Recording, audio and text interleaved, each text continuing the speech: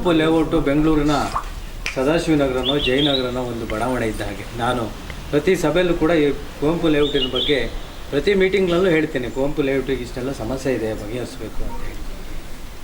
ಅದು ಕಾಲಕ್ಕೆ ನಮ್ಮ ಮಟ್ಟಿನ ಒಂದು ನಮ್ಮ ಇತಿಮಿತಿಯಲ್ಲಿ ಬಗೆಹರಿದಿದೆ. ನನಗೆ ಇಲ್ಲಿ ನಮ್ಮಲ್ಲಿ ಫಂಡ್ಗಳು ಭಾಳ ಕಡಿಮೆ ಇತ್ತು. ಜನಗಳು ಯಾವಾಗಲೂ ಬಂದರೂ ಕೂಡ ನಮಗೊಂದು ರಸ್ತೆ ಆಗಬೇಕು, ಅದಾಗಬೇಕು, ಇದಾಗಬೇಕು ಅಂತ ಕೇಳುವಂಥದ್ದು. ನಮಗೆ ಅಷ್ಟೊಂದು ಹೆವಿ ಅಮೌಂಟಲ್ಲಿ ನಮಗೆ ರಸ್ತೆ ನಿರ್ಮಾಣ ಮಾಡೋಕ್ಕಾಗ್ತಿರ್ಲಿಲ್ಲ. ಅದು ಈ ಸರಿ ಯಾರೋ ಒಂದು ನಮ್ಮ ಉದ್ಯಮ ಇದನ್ನು ನೀರಿನಲ್ಲ ಇದರಲ್ಲಿ ನಾವು ಒಂದು 7 ಲಕ್ಷ ರೂಪಾಯಿ ನಮಗೆಲ್ಲರಿಗೂ ಬಂತು. 1,20,20,00,000ದಲ್ಲಿ ನಮಗೆ 7 ಲಕ್ಷ ರೂಪಾಯಿ ನಾವು ಬಂದು ನಾವು ಇದಕ್ಕೆ ಬಿಟ್ಟಿದ್ವಿ. ಸುರೇಶ್ ಅವರು, ನಾಗೇಶ್ ಅವರು ಎಲ್ಲ ಬಂದು ಇಲ್ಲ ನಮಗೆ ರಸ್ತೆ ಆಗಲೇಬೇಕು ಅಂತ ಹೇಳಿದ್ರು. ಕಡೆಗೆ ಆ ಅಮೌಂಟನ್ನು ನಾನು ಇಲ್ಲಿ ಇಟ್ಟು ಇವತ್ತು ಕೆಲಸ ಮಾಡಿದ್ದೀವಿ. ಇನ್ನೂ ವಿಶೇಷವಾಗಿ ಮತ್ತೆ ನಾವು ನಿನ್ನೆ ಸಭೆಯಲ್ಲೂ ಕೂಡ ಅಧ್ಯಕ್ಷರು ಮತ್ತೊಂದು ಸ್ವಲ್ಪ ಅಮೌಂಟಲ್ಲಿ ನಮಗೆಲ್ಲ 10 ಲಕ್ಷ ರೂಪಾಯಿ ಕೊಟ್ಟಿದ್ದಾರೆ. ಅದನ್ನು ಕೂಡ ನಾವು ಈ ಭಾಗದ ಈ ಒಂದು ರಸ್ತೆ, ಈ ಸ್ಟ್ರೈಟ್ ರಸ್ತೆಗಳನ್ನು ನಾನು ಇದು TST ಅವರಿಗೆ ಬರ್ತದೆ ಅಂತ ಈ ವರ್ಕ್ ಒಂದು TST ಅವರಿಗೆ ಯಾರು ತೊಗೊಂಡೋಗೋಣ ಅನ್ನುವಂಥ ಅಭಿಪ್ರಾಯ ಇತ್ತು. ಬಟ್ ಅದು ಆಗಲಿಲ್ಲ. ಯಾಕೆಂದರೆ ಸ್ವಲ್ಪ ಅಗಲ ಜಾಸ್ತಿ ಆಯಿತು. ಅಗಲ ಜಾಸ್ತಿ ಆಗೋದ್ರಿಂದ ಇದು ಅಲ್ಲಿಗೆ ಆಯಿತು. ಅವ್ರು ಏನು ಹೇಳ್ತಾರೆ ಅಲ್ಲಿಗೆ ಸರಿ ಮಾಡೋಣ ಅಂತೇಳಿ ಮಾಡಿದ್ದೀವಿ. ಒಟ್ಟಾರೆಯಾಗಿ ನಾವು ಈ ಪಟ್ಟಣ ಪಂಚಾಯತ್ ಚುನಾವಣೆಗೆ ಸ್ಪರ್ಧಿಸುವ ಸಮಯದಲ್ಲಿ ಏನು ಆಶ್ವಾಸನೆಗಳನ್ನು ಜನಗಳಿಗೆ ಕೊಟ್ಟಿದ್ವಿ ಅದನ್ನು 90% ಬಗೆಹರಿದಿದೆ. 90%. ಇನ್ನು 10% ಯಾವ್ದು ಬಗೆಹರಿದಿದೆ ಅಂತ ನಮ್ಮ ಡಾಕ್ಟ್ರು ಒಂದು ಮನವಿ ಇಟ್ಟಿದ್ರು. ನಮ್ಮ ಕಾಲ್ಟೆಕ್ಸ್ ಬಂಟರ್ ಬ್ಯಾಂಕಿಂದ ಈ ತುದಿವರೆಗೂ ಜಲ್ಲಿ ಬಿಚ್ಚವಣೆ ಮಾಡಬೇಕು ಅಂತ. ಅದೊಂದು ಪೆಂಡಿಂಗ್ ಉಳಿದಿದೆ. ಅದು ಈಗ ಅವರ ಅನುದಾನದಲ್ಲೇ ಸ್ವಲ್ಪ ಮಟ್ಟಿಗೆ ಮಾಡಿದ್ದಾರೆ. ಮುಂದಿನ ದಿನಗಳಲ್ಲಿ ನಾವು ಮಾಡುವಂಥದ್ದಿದೆ. ಟೋಟಲಿ 50ರಿಂದ 60 ಲಕ್ಷ ರೂಪಾಯಿ ನಮ್ಮ ವಾರ್ಡ್ ನಂಬರ್ 10ರಲ್ಲಿ ನಾವು ಕೆಲಸ ಮಾಡಿದ್ವಿ. ಸುಮಾರು 18-20 ಲಕ್ಷ ರೂಪಾಯಿಯಲ್ಲಿ ಇಲ್ಲಿ ಬಾಕ್ಸ್ ಚರಂಡಿ ಮತ್ತು ನಿಮಗೆ ಬಸ್ ಸ್ಟ್ಯಾಂಡಿಂದ ಬರ್ತಕ್ಕಂಥ ಬಾಕ್ಸ್ ಚರಂಡಿ, ಅಲ್ಲಿ ಡೆಸ್ಕ್ ಟ್ಯಾಪ್ಗಳು, ನೀರು ಮಳೆಗಾಲದಲ್ಲಿ ಒಳಗೆ ನುಗ್ಗಿ ಹೊರಗೆ ಬರ್ತಿತ್ತು ನನಗೆ, ಡೆಸ್ಕ್ ಟ್ಯಾಪ್ಗಳು ಮಾಡಿದ್ದೀವಿ. ಅಲ್ಲಿ ನಮ್ಮ ಚಂದ್ರಾವತಿ ಅವ್ರ ಮನೆ ಎದುರುಗಡೆ ಬಾಕ್ಸ್ ಚರಂಡಿ ಮಾಡಿದ್ದೀವಿ. ಇಲ್ಲಿ ನಮ್ಮ ಶೇಷಗಿರಪ್ಪರ ಮನೆ ಎದುರುಗಡೆ ಬಾಕ್ಸ್ ಚರಂಡಿ ಮಾಡಿದ್ದೀವಿ. ಆಮೇಲೆ ಇಲ್ಲಿ ಬೊಮ್ಸೇನ್ ಅಗ್ರಹಾರದಲ್ಲಿ ಸುಮಾರು 5 ಲಕ್ಷ ರೂಪಾಯಿದಲ್ಲಿ ಒಂದು ಬಾಕ್ಸ್ ಚರಂಡಿ, ಮತ್ತೊಂದು 3 ಲಕ್ಷ ರೂಪಾಯಿ ಒಂದು ಬಾಕ್ಸ್ ಚರಂಡಿ, ಮತ್ತೊಂದು 5 ಲಕ್ಷ ರೂಪಾಯಿ ಬಾಕ್ಸ್ ಚರಂಡಿ, ಮೊನ್ನೆ ಮತ್ತೊಂದು 2.5 ಲಕ್ಷ ರೂಪಾಯಿ ಬಾಕ್ಸ್ ಚರಂಡಿ. ಒಟ್ಟಾರೆ ಜನಗಳ ಸಮಸ್ಯೆಗಳು ಮೇಜರ್ ಆಗಿರ್ತಕ್ಕಂಥ ಸಮಸ್ಯೆಗಳನ್ನೆಲ್ಲ ಹರಿಸುವಂಥ ಪ್ರಯತ್ನಗಳನ್ನು ನಮಗೆ ಬಂದಿರತಕ್ಕಂಥ ಹಣದ ಇತಿಮಿತಿಯಲ್ಲಿ ನಾವು ಬಗೆಹರಿಸಿದ್ದೀವಿ.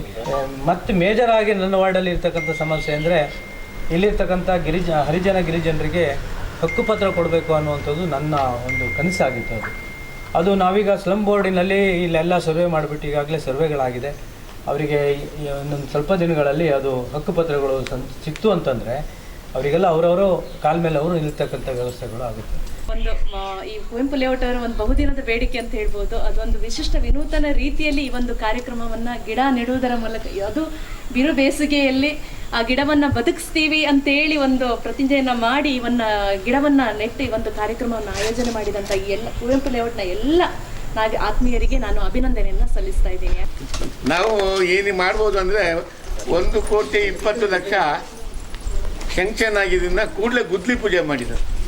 ನನಗೆ ನನ್ನ ನಸೀಬ್ ಚೆನ್ನಾಗಿತ್ತು. ನಾನು ಬಂದರೂ ಕೂಡ ಎಲ್ಲ ರೆಡಿ ಇತ್ತು. ಟಕ ಕೆಲಸ ಮಾಡೋಕ್ಕೆ ಒಂದು ಅವಕಾಶ ಆಯ್ತು ನನಗೆ. ನಾನು ಬಂದು ಮಾರನೇ ದಿವಸನೇ 1,20,00,000 ಒಂದು ಕಾಮಗಾರಿನ ಗುದ್ಲಿ ಪೂಜೆ ಮಾಡಿದೆ.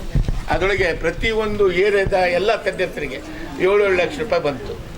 ಅದೇ ರೀತಿಯಾಗಿ 80 ಲಕ್ಷ ರೂಪಾಯಿದು ಒಂದು ಬಯಲುರಂಗ ಮಂದಿರ ಗುದ್ಲಿ ಪೂಜೆ ಮಾಡಿದ್ವಿ. ಇದೇ ನಮ್ಮ ಪಟ್ಟಣ ಪಂಚಾಯತಿ ಸರಣಿಯಲ್ಲಿ ಬಯಲುರಂಗ ಮಂದಿರಕ್ಕೂ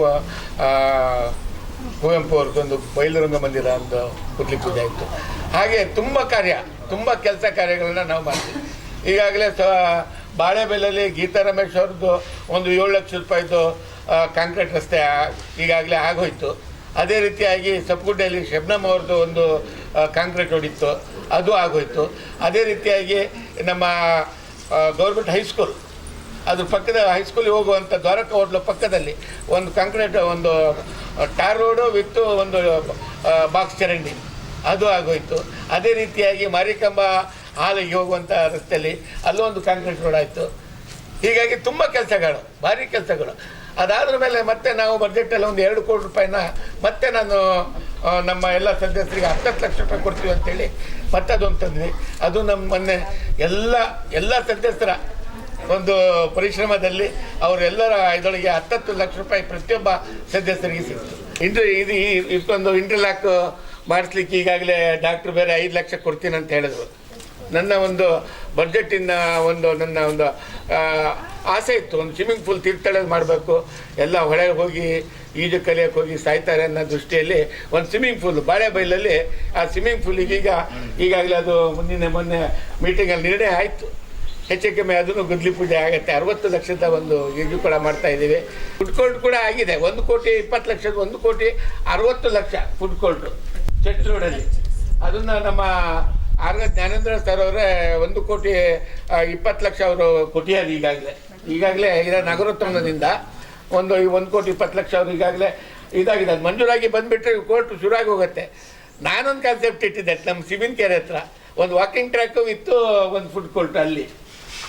ಅದಕ್ಕೆ ಬೇರೆ ರೀತಿಯಲ್ಲಿ MLDವಿಂದ ಸ್ವಲ್ಪ ಹಣ ಸಿಗತ್ತೆ ಅನ್ನೋ ಒಂದು ಭರವಸೆಯಲ್ಲಿ ಇದ್ದೀನಿ. ಏನಾರು ಆಯ್ತು ಅಂತ ಹೇಳಿದ್ರೆ ತೀರ್ಥಹಳ್ಳಿ ಆದಷ್ಟು ಡೆವಲಪ್ಮೆಂಟ್ ಆಗೋಕ್ಕೆ ಆಗ್ತದೆ.